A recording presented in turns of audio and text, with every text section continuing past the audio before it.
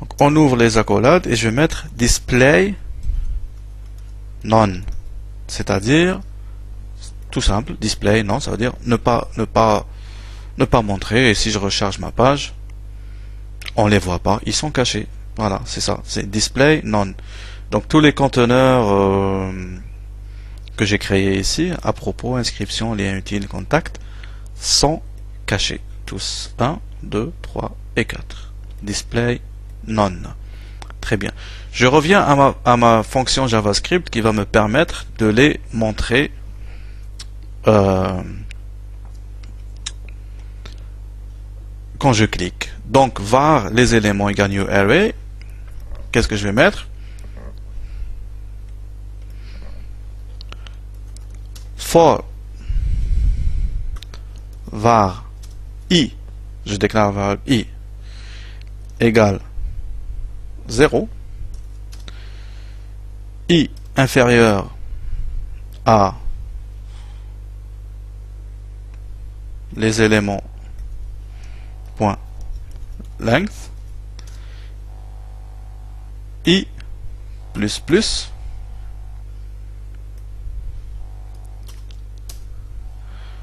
document point get element by id. Je vais vous expliquer tout ça, hein, pas de panique. Pour ceux qui connaissent rien, bien sûr. Pour ceux qui connaissent, c'est point style, point display égale none. Qu'est-ce que je fais là? C'est plutôt ici. Point style, point display égale none. Et document point get element by id élément point style point display égale bloc. Alors j'explique un peu cette fonction rapidement. Qu'est-ce qu'elle fait? Donc on a déclaré une variable, les éléments. On a déclaré d'abord une fonction qui prend un paramètre élément. Après on a déclaré une variable de type array, ça veut dire qu'elle a plusieurs valeurs. Hein, on voit à propos, inscription, c'est les valeurs des conteneurs div. Après je vais dire, je vais séparer ça pour voir, je vais dire for, au fait ce que la fonction for va faire, c'est qu'elle va faire un loop.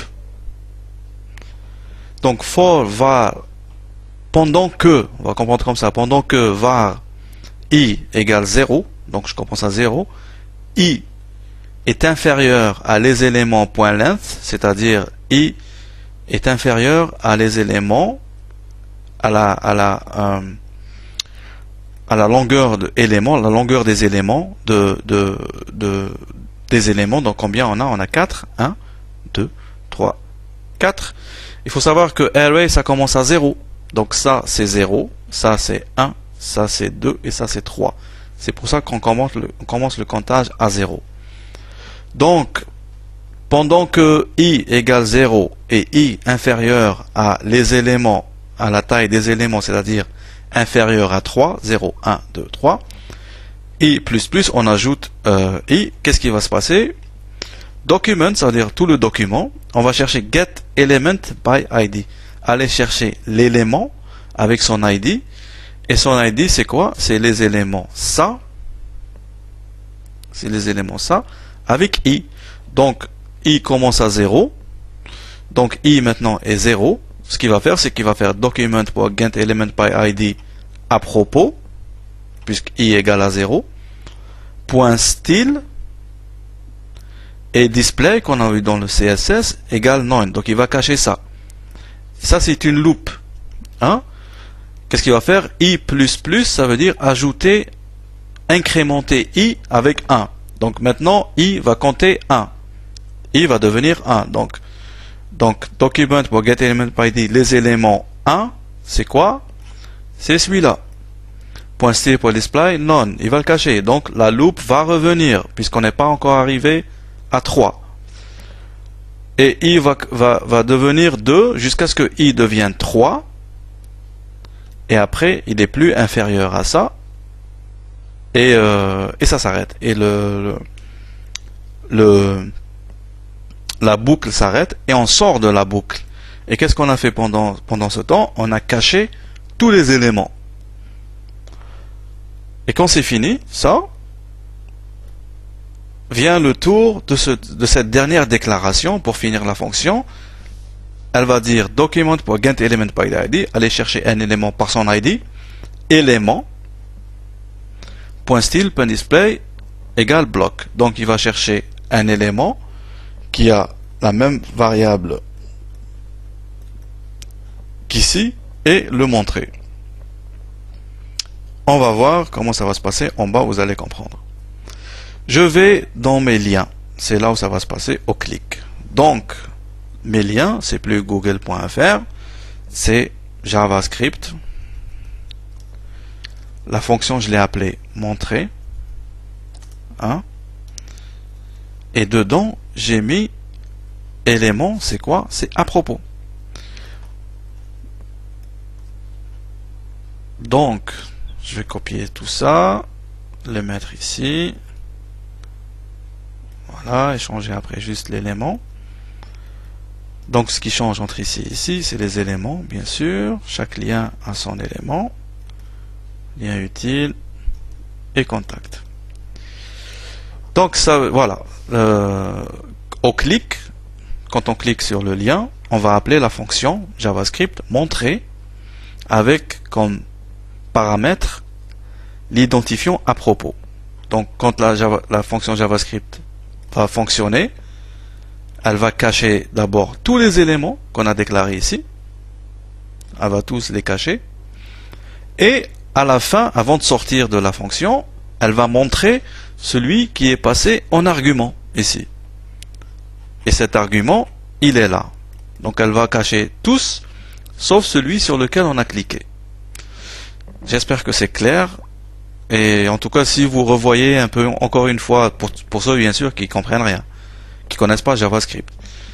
Si vous revoyez un peu la fonction et comment on l'a déclaré, comment on l'a expliqué avec la boucle et tout, et déclarer tout ça, vous allez voir que c'est simple, ça finit par devenir simple en tout cas.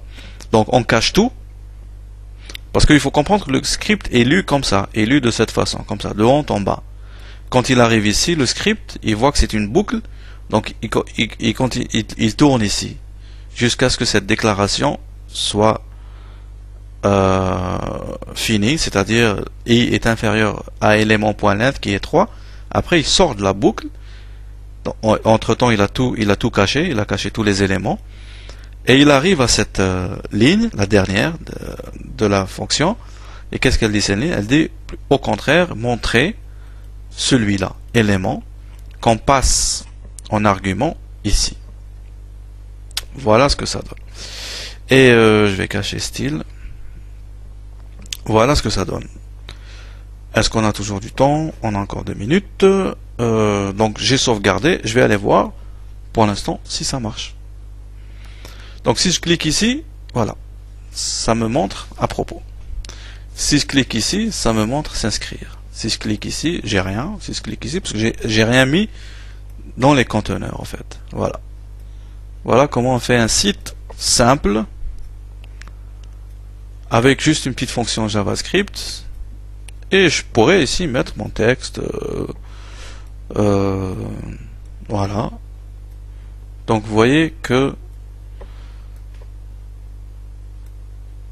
qu'à un certain moment il faut passer aux choses sérieuses de JavaScript, et après on va passer à PHP bien sûr pour ça, et on essaye de faire les trucs pas à pas comme mes amis du site du zéro à qui je passe le bonjour, et voilà. Moi j'aime bien faire j'aime bien que les gens puissent suivre à partir de zéro et comprendre même les bases des bases. On reviendra bien sûr sur JavaScript et certaines autres méthodes, mais vous voyez que pour un site simple, cette fonction, mine de rien, 4 lignes de code, Elle fait beaucoup de choses. Il suffit juste de créer des éléments ici et leur donner du contenu. Par exemple, lien utile. Je vais juste écrire lien. Merde. Lien utile.